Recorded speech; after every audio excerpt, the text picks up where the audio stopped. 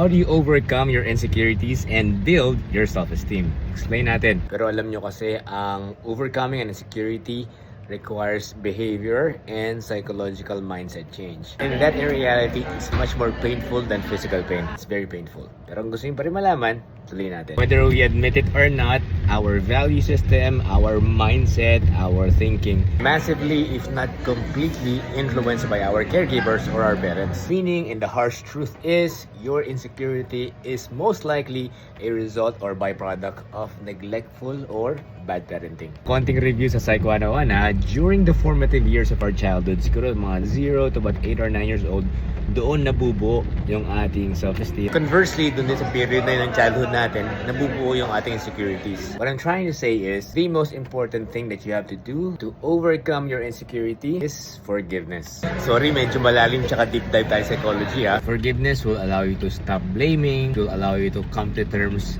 and be at peace in your present and look forward to your future. Forgiveness o patawarin mo na kung sino man yung taong yun, ibigay sa'yo ng trauma para maging insecure ka sa sarili mo. Forgiveness will give you the catharsis that you need.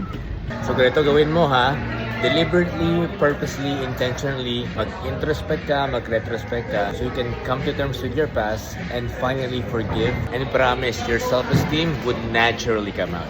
Okay?